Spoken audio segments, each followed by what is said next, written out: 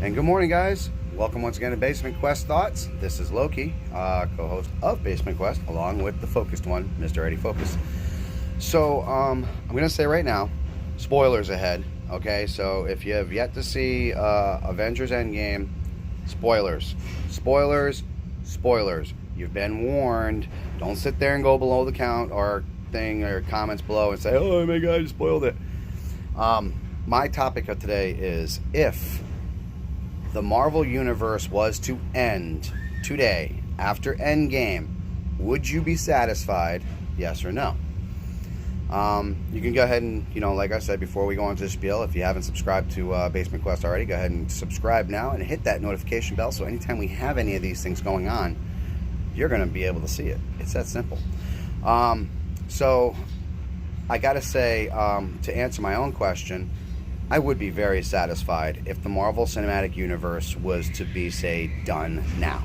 If they decided to pack up everything and walk out the door, I would be very happy with the universe that they created for me and by me and for everybody else.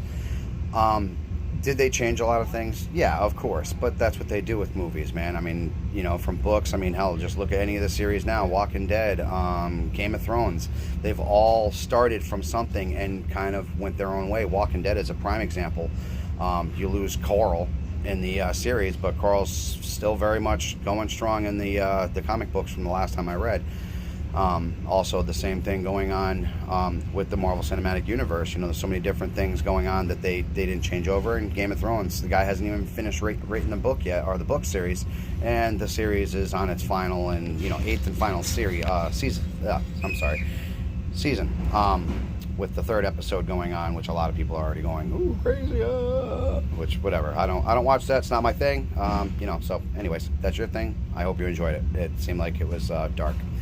Anyways, going back to the Marvel Cinematic Universe, everything that they put in Endgame I thought was fantastic. From the ending to the very beginning, when they thought just going to destroy Thanos was going to, be the end all, just be it, especially Thor. Thor was, in my opinion, I thought he was fantastic. How, because he's always been one of these guys that, in the Marvel Cinematic Universe and in the comics too, he's kind of that. He's very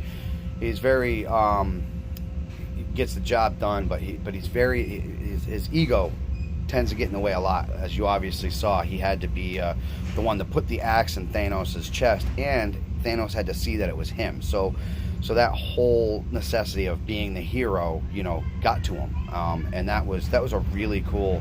That was a really cool branch that they took on there. I know a lot of people were like, "Oh man, they made him fat and this, that, and the other thing." Dude, he's a hero. Like, Thor has only known how to be a hero. Let's be honest, So when you take that away from him, now you get what was left over. Captain America, Steve Rogers, Chris Evans. I can't say enough. I know everybody is up Robert Downey Jr.'s ass, and he's a great, if not the perfect, Tony Stark. But let's kind of take it back a little bit. Tony Stark is a very easy character for an American to portray because he's very much American as apple pie. Money, fame, the Batman, rich boy thing, everything else going for him. But let's talk about Captain America. Let's for a second say what he is and what he symbolizes. He is, just like Thor, that hero, but he's perfect in almost every sense. Of course, he has that dark side, that deep side, that anger side. And the comics really show that a lot more. If you guys have never picked up a Captain America comic, do yourself a favor. It's really, he's incredible. But Chris Evans, dude, I still, to this day, from the first Avenger till Endgame, you took the Captain America role and you... Just like Robert Downey, I don't think I see anybody else taking that role. I love the fact that you passed the torch on to Falcon. I know it was supposed to go to Bucky first in the comics, but the way that they did Bucky in this movie, it works out perfect, and I think Falcon definitely deserved that. The moment with Spider-Man and Tony Stark, man, I'll tell you what, it was perfectly done. Russo brothers. I know you're getting a lot of flack because of this whole LGBT community getting all up in your thumb because you're supposed to introduce a gay superhero, and all you did was take one of you guys, I think it was the older Russo brother, and he had a story about, and he was, of course, obviously gay, and that was the meeting with Captain America, the 5 years thing after whatever.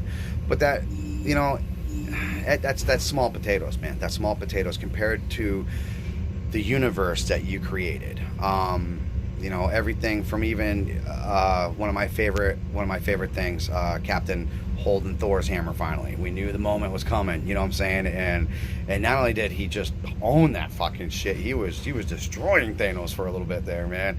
Got to give it to him. Little upset with the Black Widow thing, but out of all the people that it could have happened to, that's kind of the best one, especially since Clint really did have a family, and that family was coming back. So, it was a good choice. It was a good choice. I know a lot of people were upset about it, but hey, you got to break some freaking eggs to make an MCU omelet, I think that's about.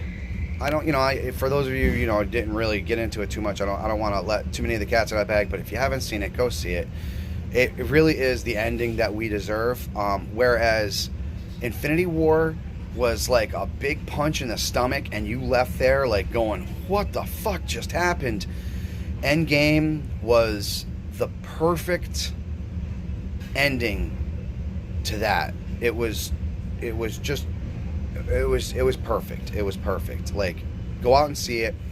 I know a lot of people are still complaining about the time thing, but come on, let's be honest. Like, there's very few things left out there. And if you're going back to the whole Loki thing, there is a Loki series coming out for the new Disney network. So this is a very good way to make that work out for you. I mean, you got a lot of shows that you got to try to make happen for this new Marvel channel that they got. Obviously, I think that Daredevil's coming back. Punisher's going to come back. Jessica Jones and all these other ones. They might even make a Defenders. Who knows? But you're going to need a lot of good things. I mean, DC's been all over it with their things. So I think everything that they did in Endgame is going to move it forward to that. Do I think Tony Stark is really gone? No. In the comics, he's very much a Jarvis AI. As a matter of fact, he even has his own suit of armor where his little ghost-like head appears, like some CG fucking graphic shit. So it's very easy to bring him back, but it's also a very good way for Disney to kind of step away from Robert Downey's huge paycheck that he gets paid every one of these movies. I think it was like $20 million just for the Spider-Man one. And let's be honest, I mean, I think he was in there for like 15 total minutes or something like that. Like whatever. But I gotta say, I really loved it. Captain Marvel, look, I understand, she's a very powerful being. It just kind of felt like with me, she was unnecessary to be in Endgame.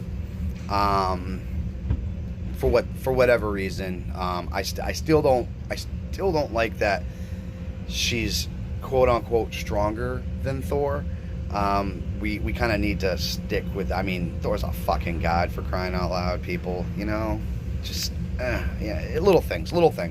But other than that, it was perfect. It was fucking perfect. My favorite line from Falcon, Cap, on your left. Guys, this is Loki once again from Basement Quest. Make sure you guys are signing up because we're going to be coming at you live really soon here, and we got some great things planned. So, till next time, Marvel Universe, Basement Quest, we love you guys. Have a good one, and happy Tuesday.